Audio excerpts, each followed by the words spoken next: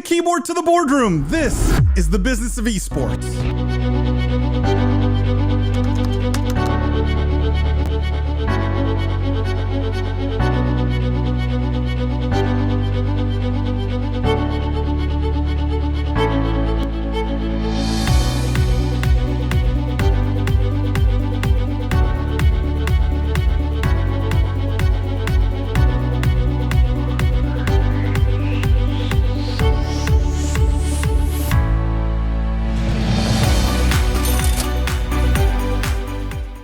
From the keyboard to the boardroom, this is the Business of Esports Podcast. I am Paul the Prophet Dawalibi. I'm joined today by my friend and co-host, the Honorable Judge Jimmy Baratta. For those of you who are new here, welcome to the official podcast of esports. What we do is we cover the most pressing gaming and esports topics and news of the week, but we look at all of it through a business and C-suite lens. We dissect, we analyze the business implications of everything happening in this industry.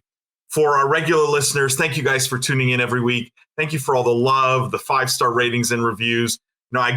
We make sure to read every single review. We appreciate everyone. It's a big reason why we do the show. If you haven't yet, do me a favor, go leave a review on the podcast, wherever you listen to the podcast, and share it with a friend, with a colleague, someone who maybe works in or around the industry. It's really appreciated. It's how the podcast has continued to grow. Jimmy, how you doing this week? What a week, Paul. I feel like we just recorded yesterday, between the holiday weekend, and happy 4th of July to all of our American listeners out there. But between the holiday weekend, the crazy busy week, and all the movement that's happening, and obviously my favorite day, which is podcast day when we record this and some of our other content, it just flew by. How's your week going? How are you holding up? As someone who's no longer in the U.S., July 4th was just a big hassle because the banks weren't open. It was just, now U.S. holidays are an inconvenience, not something to look forward to, unfortunately. I will say, this is the I haven't been able to really play a new game in a while. And I'm starting to miss my gaming PC. You know what I mean? Like, I'm getting it to that point where I'm missing it. I'm surprised you didn't travel. The fortunate part, there's no new games to play. So, I guess there's a silver lining. You're not missing anything, that's for sure. I'm surprised you don't have like a portable One of my buddies just rebuilt his rig into a pocket PC with a handle that he can travel with. It looks pretty neat. I kind of want one. But then you have to rely on hotel Wi-Fi, which might not be, the best thing. I don't know. Maybe this is the month we finally get you in on some mobile gaming, on some Diablo Immortal or what have you. But I doubt it. Of course, I have one. I didn't say I didn't have one, and I have a gaming laptop sitting in front of me here. It's not the same, and it's not your setup. It's not your, there's a level of like, I'm me. I'm not a mobile gamer, and so like, anything less than the perfect exact setup for me feels incomplete, feels wrong. But we had this discussion on the live stream, which was fun, around, what are the new games coming out, or the lack thereof. And so I'm a little bit, definitely. I feel like I'm not feeling so bad about it as a consequence, but I am missing my gaming PC and my sim rig and all those things. And to your point, though, new live stream for those of you that are just tuning in or haven't tuned in a while. We're trying to do it a little earlier in the day to see if that's a time that everyone likes, so we can get some more engagement, more involvement. We had great, I thought, engagement with the later show, but a lot of people that are watching this, simultaneously while working, that we said, hey, let's move this up 11:30 Pacific, 2:30 Eastern. And you know what? It's been wonderful seeing a lot of new faces that chime in that say, I never got to watch the show because it was too late at night for me, right? And now they're regulars.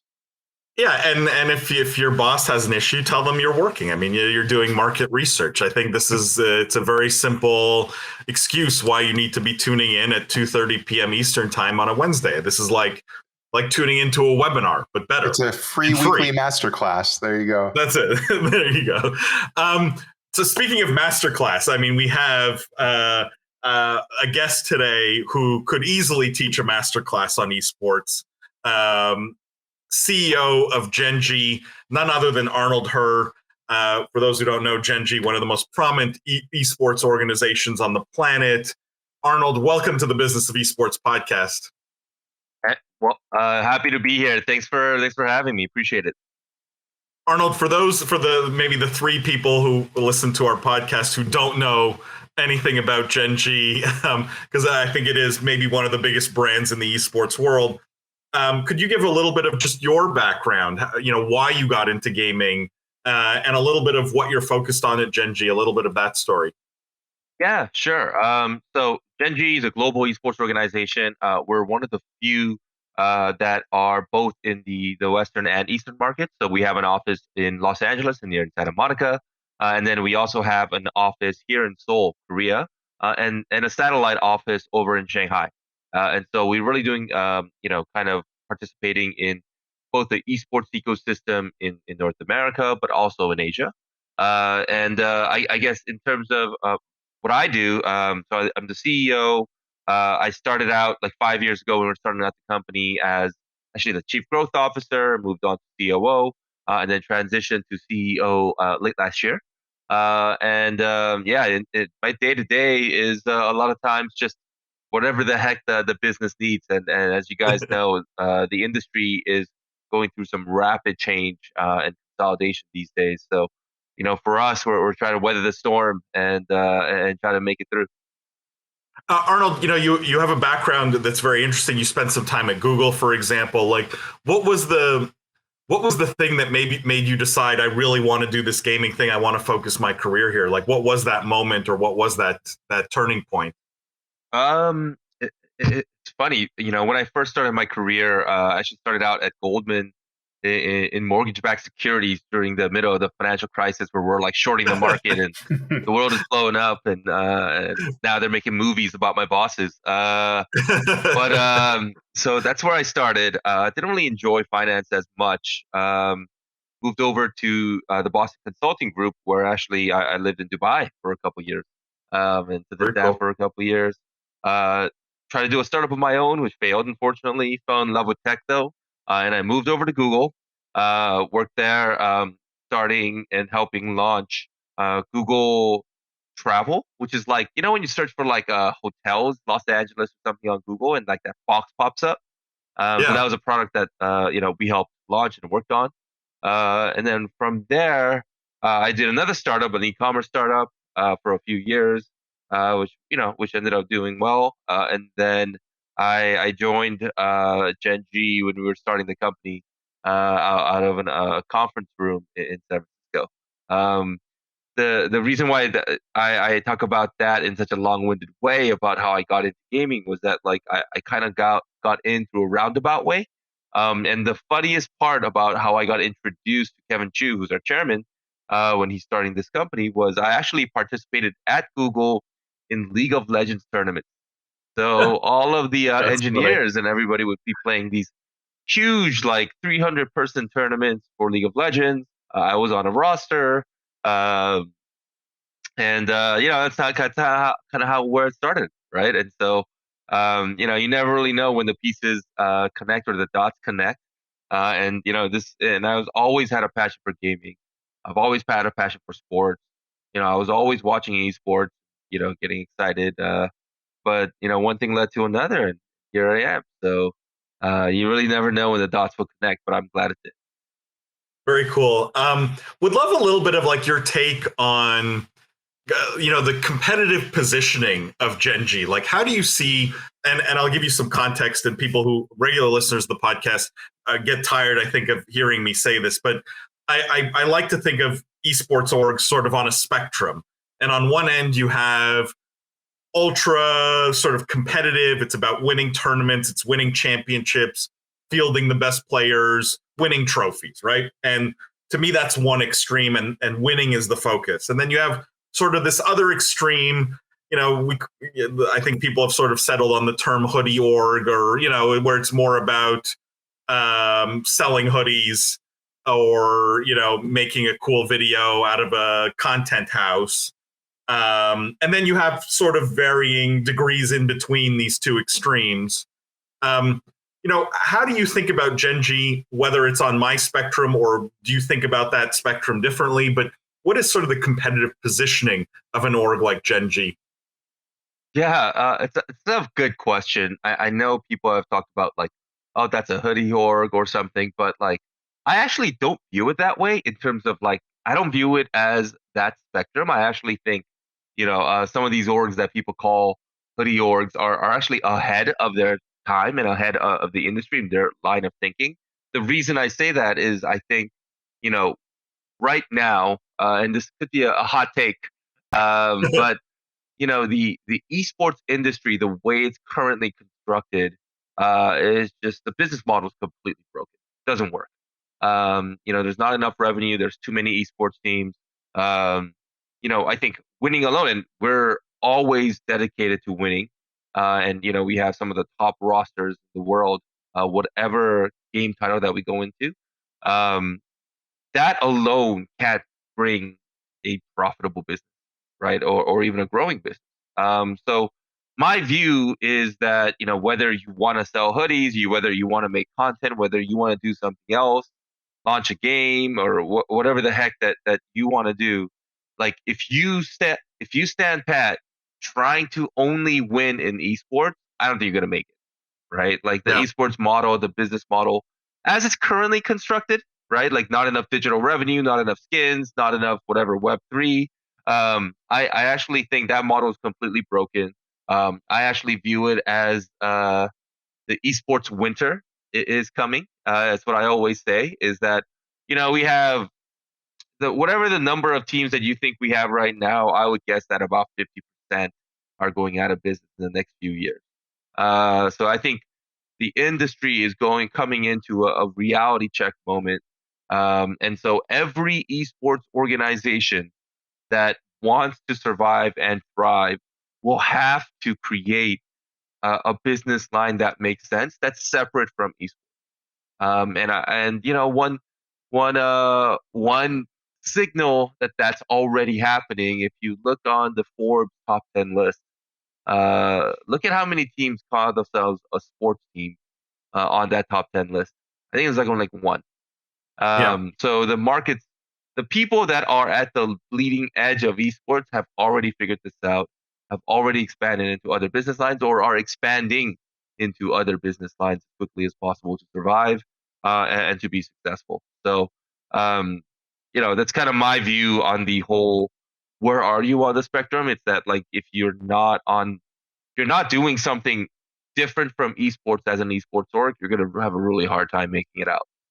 So I love this idea. And one, I love the compliment to other esports orgs and all finding creative ways. Because I know we can be critical on this show and sometimes rightfully so, but sometimes, there are defensible positions. And that's why we love having guests such as yourself that can enlighten us and share why you're making certain moves. So for you, Arnold, and for Gen.G, but more so for yourself as an individual, what are the non-esports verticals that you find particularly interesting, whether it's merchandising and licensing, content creation?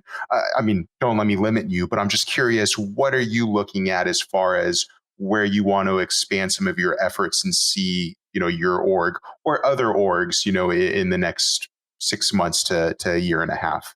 Yeah, sure. So for us, education has been kind of the industry that we've expanded into and that we found a lot of success. And it naturally ties in with our more competitive focused nature and more, I would say, globally competitive focus. Global competitive focus is probably the right way.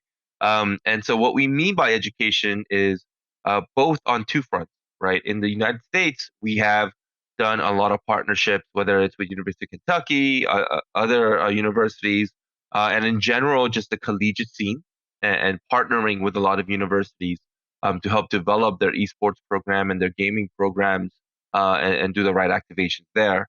And then in Asia, both in China and in Korea, we've actually launched an academy. What we mean by an academy is we've got thousands of kids right now that are learning how, after school, to play League of Legends or Valorant or Overwatch better and in a team setting. So think of it as like if you play like soccer when you were a kid, or you play golf, or you want to get some lessons. Like we basically offer that to thousands of kids in Asia. And I think we also look for ways, and we have programs where we actually help these young people get opportunities within the gaming industry, whether it's there's of course a few that are able to become a pro. I think one kid went through the program. Now he's our starting support for Overwatch, for our Overwatch team, So Dynasty. But the Well, majority clearly, do not become pro, but are able to either get, scholarships to U.S. universities, get a career head start in gaming, or esports. And so that's kind of the program that we've been hyper focused on, that we've grown, that we felt like aligns the most with the kind of competitive and winning nature that we have. And so that's kind of where we've done most of our expansion.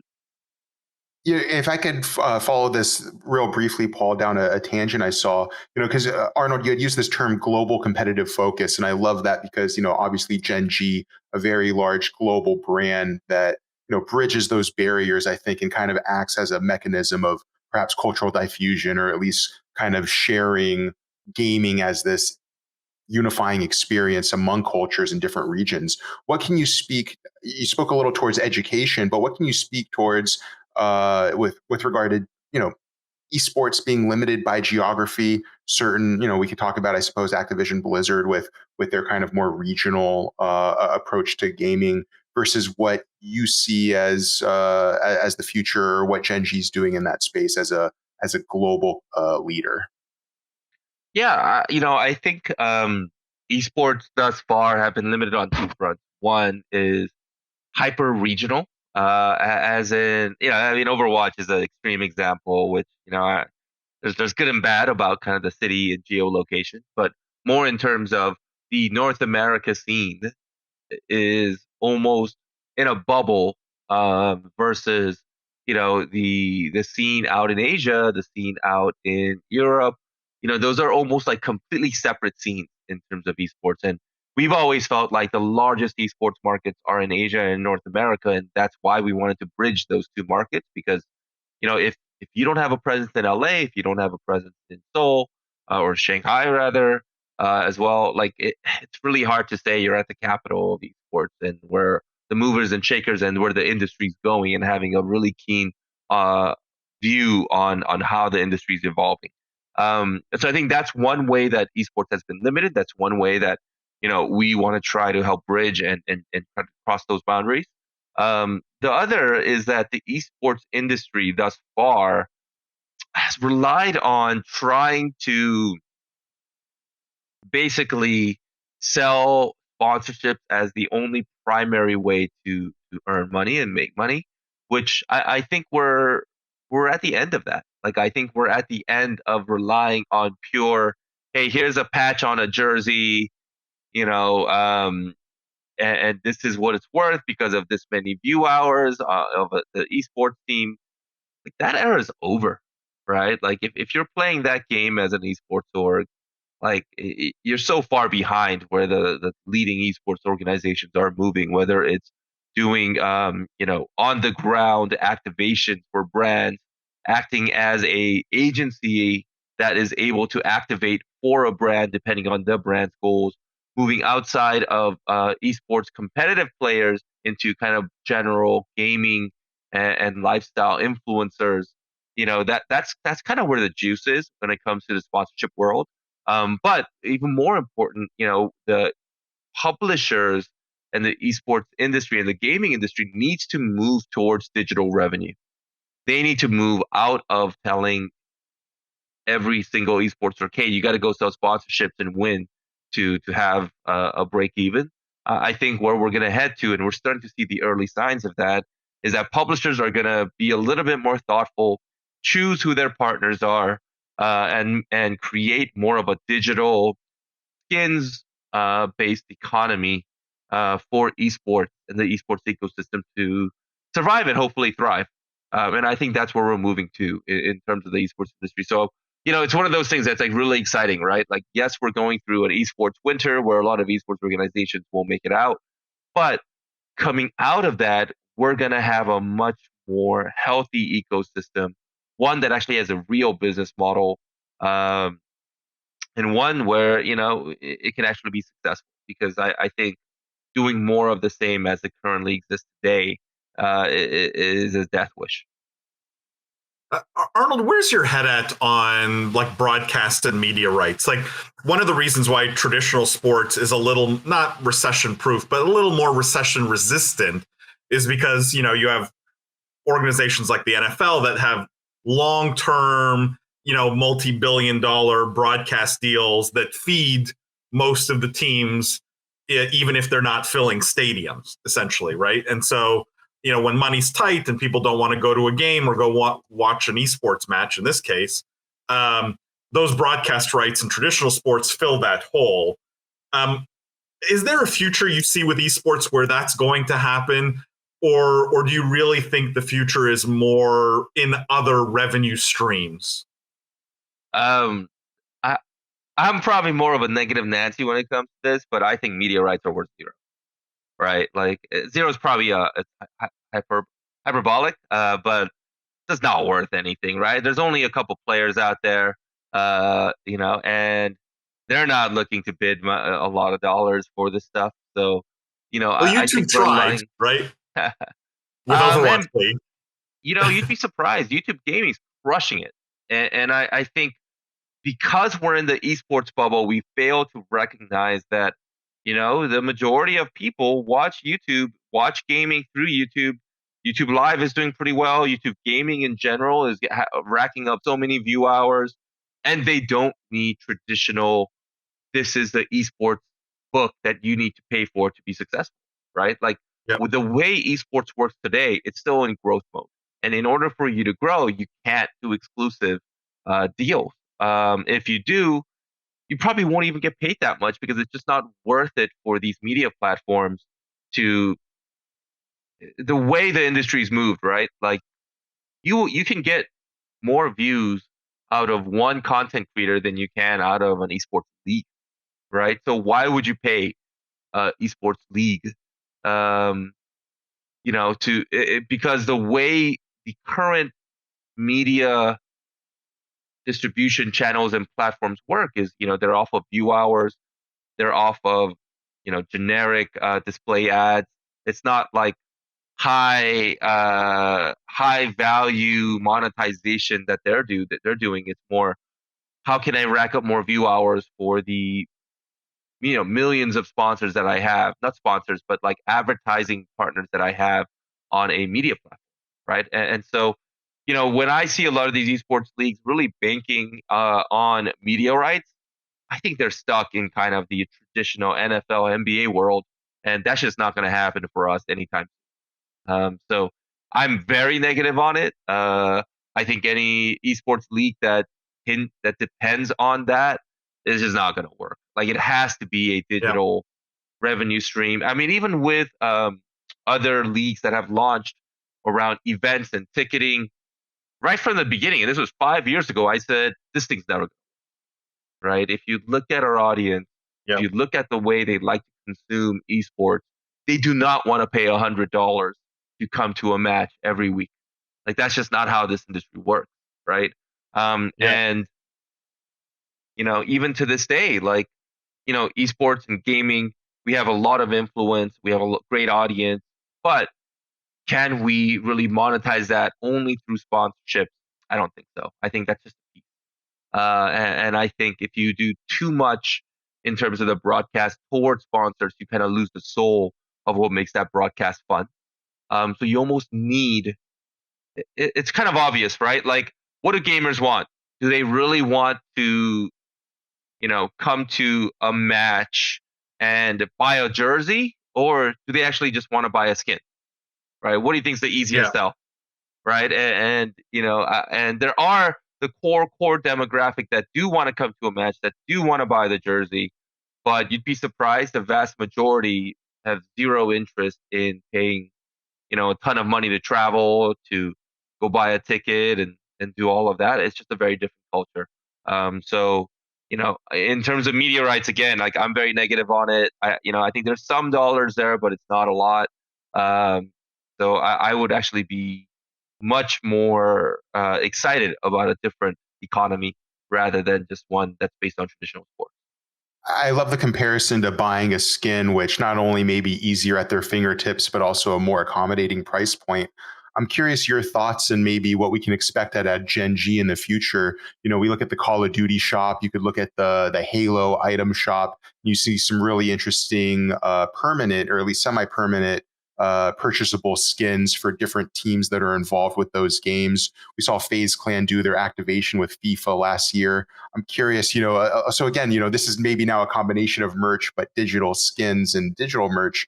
What's your stance on, I think, those types of activations, and can we expect any of that out of you guys in the near future? Absolutely, right. We are, as an organization, especially with kind of my view, both on the general economy, which I think we're heading into a deep recession. So I'm very negative about that. Sorry for being so negative here. But I agree, Arnold. I agree. So I mean, you're not going to get much pushback here. But also specifically towards esports and kind of that esports winter that I talk about. We are no longer interested in expanding into any esports title without some sort of partnership with the publisher, right? And some sort of, let's give it a shot to build a digital economy, right? I think gone are the days of this title is hot and therefore we should expand into it because that grows our audience and then we can monetize the audience only through sponsorships. Like that's over, right? Like, I'm taking a hard line and only expanding or even sometimes like cutting games that do not have that publisher partnership. And what I mean by publisher partnership is not like, the person that runs the league is super friendly and super smart. I mean, that's important as well. But is there an opportunity for us to monetize the fan base that we're able to build around esports, right? And is there a way to do it, whether it's skin shops, whether it's doing publisher partnerships around launching and advertising the game. And luckily we're getting approached by a lot of publishers even today that are interested in this specifically to work with the right esports organizations. And so I think that's where the industry's headed.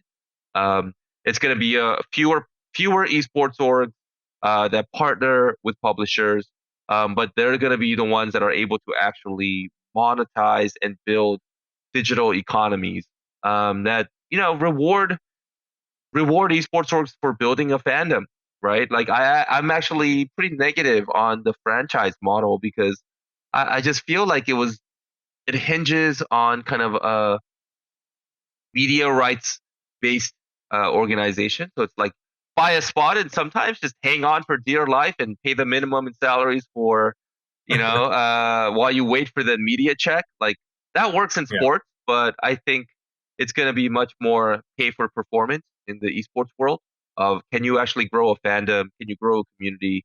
And does that community have a way to engage within the game, with the esports orgs that are, investing so much into that game. And so that's kind of where we're drawing a hard line. And I think a lot of other esports orgs will do the same.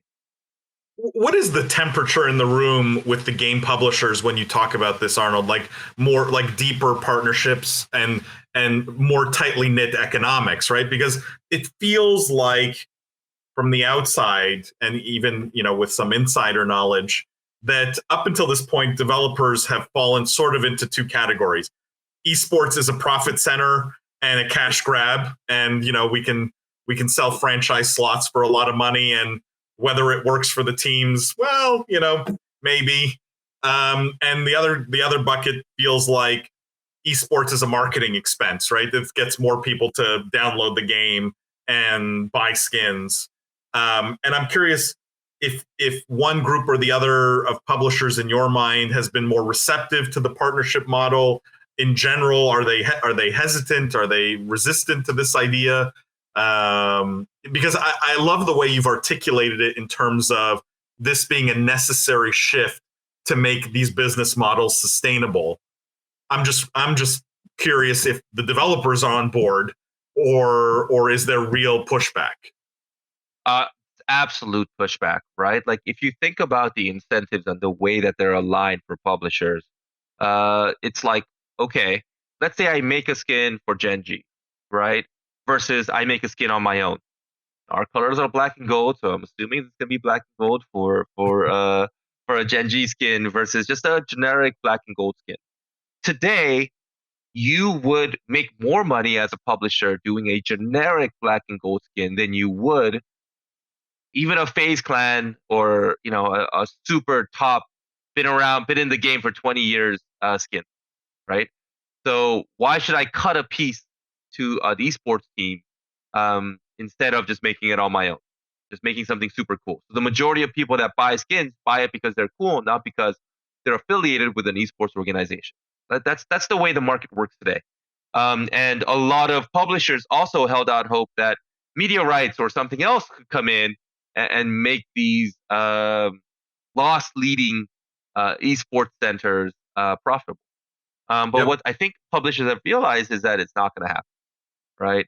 Like waiting on big media rights, at, hoping that esports stores can just figure it out on their own. That there was an opportunity for a cash grab and they were able to take it in terms of franchising. I think it existed for a time, but now we're coming in to the esports winter where now all of a sudden the venture money has dried up, where they're not interested in pure play esports organizations and pure play franchises. Like that's over, right? And so I think publishers and teams are now in a creative destruction process where they've recognized that the previous business models that they've tried don't work, that in order for them to have an esports ecosystem and a competitive ecosystem, that they need to build out this digital economy for it to work for teams. Otherwise, it's just going to die out, right? And so I think we're getting into that phase where they've recognized that, hey, if we don't build a digital economy, if we don't build something that can prop up all of these teams will leave, the competitive scene will dry up. You can't rely on that franchise model alone to do it for you. And I think it's actually a healthy thing for esports, right? Because the way the market's currently brought up is that like, hey, you love a game and you love the competitive aspect of it. Here's a car. Like you should buy this car. Like that's kind of the sponsorship model, right? It doesn't make sense, right? Like I love basketball. I want to buy a basketball shoe. It kind of makes a lot more sense, right? Or I want to buy a ticket to a basketball game. But I think with esports, it was kind of a bait and switch, relying so much on sponsorships alone. And then with media rights really not being worth as much, I think the industry is moving towards a future that's going to be much more a partnership model with publishers. And I think publishers see the value in a competitive scene, right? And the ones that are really great at it recognize that having that vibrant competitive scene is super valuable. And I think those are going to be the ones that invest more and build out more when it comes to those digital economies. Interesting. I'm curious how you think about then, like the whole play to earn blockchain games, NFT game kind of ecosystem. Exactly where I was going, Paul. Yeah. Because it sounds a little bit like, and maybe to their detriment, they start with sort of digital economy and this kind of thinking first, and the game sometimes feels very secondary. But is it something you're looking at from an esports perspective? Is it something that you think has promise? And may supplant, call it traditional games, because of their maybe more sustainable economies? Sure. And this is one area that is near and dear to my heart. I mean, as we talked about, like I used to work at Google. I used to when we were doing my startup, like I was learning how to code and I built, like Facebook login and a bunch of stuff that is I'm a techie at the core, right? So anything new and shiny, like I absolutely love. But at the same time, I'm also a gamer too, right? Yep. And the vast majority of Web3 games are complete ass. They are I'll bad. correct you, Arnold. They're all of them. I don't know if there's a good one. I haven't seen a good one yet. But what I also know when I take a step back is that if I look at the level of talent that have moved into Web3, some of the best game development talent out there in the world have now moved into Web3 and are working on their games. They're just not shouting it from the rooftops, right? So if I look at where the industry is going to go, they're going to make great games because that's literally what they've done their entire career. And the vast majority of a lot of the most talented, smart people I know have moved into Web3. So when it comes to that first problem that I talk about of will there be good games at the core instead of it's kind of like if you're launching a game and you're saying, I'm gonna make a battle pass game or I'm gonna make a gacha game, like that shouldn't be the core, right? The core needs to be I'm gonna launch a great game, and then the business model that's gonna power that could be web, could be gacha, could be mobile, could be battle passes and that stuff, right? So I think what we're gonna get to is that there's gonna be great games, free to play with Web3 components inherent in it. Will it be fair? Will it be cosmetics only? Will it be, I'll leave that up to the game publishers to decide. The way that I think about Web3 is it's kind of like being on the ground floor of the next League of Legends, except they want to give you a spot and say, look, do you want to help us build the right economy from the ground floor? Like, would I 10, 15 years ago, if somebody told me that and said, hey, you're going to be on the ground floor of developing the digital economy for League of Legends esports. If I had a seat at that table, I feel like the way the economy has been built out, the way that, the amount of skins, the amount of support that esports teams have, I think it would be radically different than what we have today. So that's kind of the way I view it, is that I have learned as much as I can about the Web3 world, obviously with our chairman, Kev Chu, and his moves in Web3. Like we're pretty involved and we understand where a lot of developments are happening. And so for me, I think it's really important that every esports organization understand how Web3 works. But at the same time, most of those experiences today are not very good. And that's why we've stayed away from, some of the other things that other people have done. Like, I don't know, like when I see some of the fan membership stuff and the way that it's executed, like it just doesn't make sense, right? Like it's like you're not creating new experiences inherently on the blockchain. And it's kind of like you can kind of do what they're saying they want to do without utilizing the blockchain at all. And like, then it's like, why do you need that technology, right? And so we've been looking very earnestly and very excited about what the future can bring because there's so much development that can happen. And kind of the analogy that I always point to is like, imagine you have the internet 5 years too early before it launches, except every single Times Square billboard is talking about the internet. Of course, you're going to get the core audience being like, what the hell is this, right? Through the internet, right? And I think that's what happened, is that the marketing moved faster than the technology and what people built. And luckily, with the way the crypto markets have turned the other way, now we're going back to the builder, right? The people that are going to be building legitimate experiences because they've raised a ton of money, they have the talent, they're working on pretty bleeding edge stuff, except bleeding edge stuff takes time, especially in the gaming world. And so I think the future is still very bright. What we've seen and experienced today as it currently stands kind of sucks, especially for gamers that kind of have a core that don't care about the earning side and just want to play a great game. Yeah, I mean, I totally agree, Arnold. You're not going to get the scream from me, and I've very publicly said very similar things. I think deep down, there's a nagging thing in my brain that still to this day asks the question, is it like if I told you, if I got the greatest game designer in the world, Sid Meier, right, made Civilization and Master of Orion, some of the greatest video games ever created, and I told him, make me a slot machine, right? Just because it's Sid Meier, could the slot machine be fun? Probably not, right? And so I always worry that the economics and the tokens and the NFTs and the earning is a rigid enough box that maybe the games can never be that fun or that good. And that always, I think the jury in my own mind is still out on that, but I do think it's definitely attracting a lot of talent, and that's interesting. I just had one last question before we move to our last segment, everyone's favorite news segment, and that is, you guys operating in North America and Asia, I think, is unique. It's interesting. Any lessons learned, any similarities, differences, things that have worked in one market that have not worked in the other? I think it's the kind of insight that our audience would love to hear.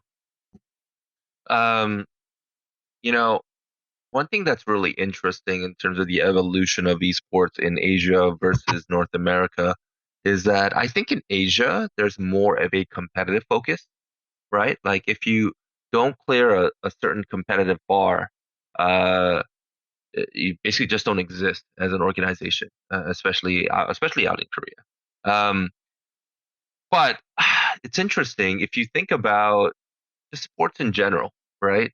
And I always talk about this, right? And it's one of those things where I think orgs are unfairly criticized for leaning harder into the content creator side and the influencer side.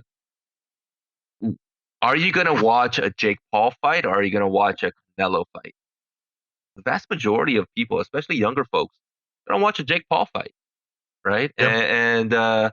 And I think that's interesting, right? When you see content creators doing better numbers than any esports,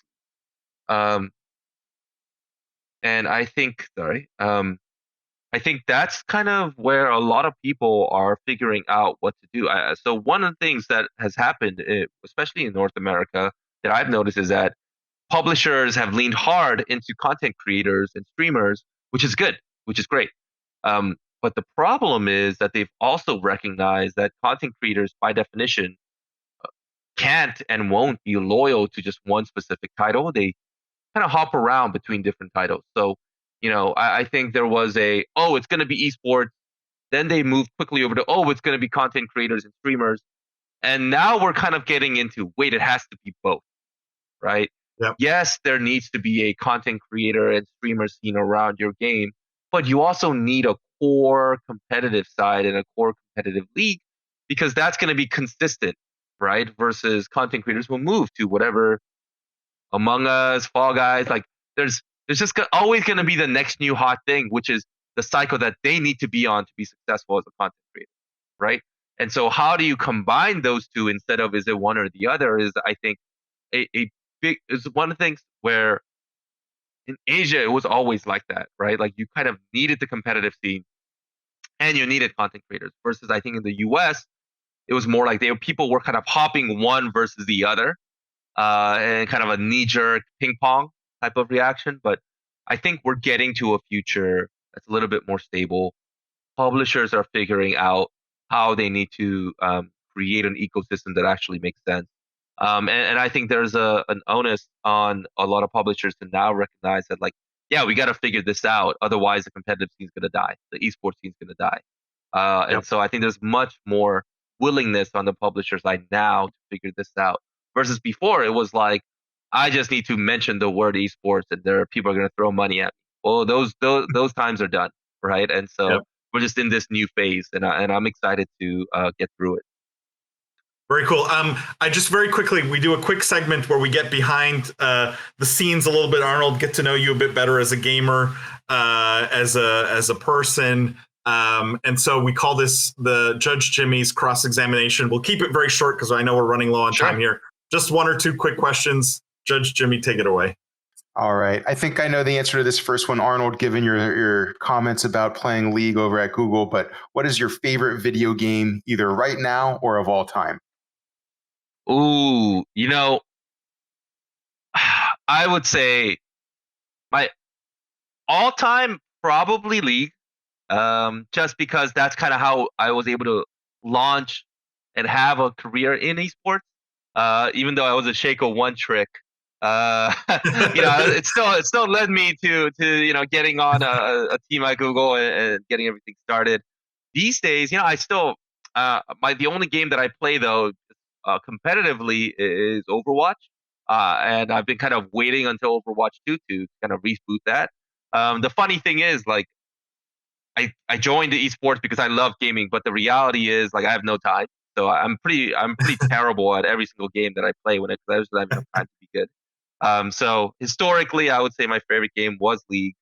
These days, I'm waiting for Overwatch to play competitive. Those are probably two of my favorite games that I've played. We'll have to have you back on after Overwatch 2 drops and get your early thoughts, but two great answers. We'll keep this short, I suppose, and do one more new question for you, Arnold, that we haven't asked other guests before. Just a lot of your conversation was leading us to the metaverse type of conversation, and I want to get your take.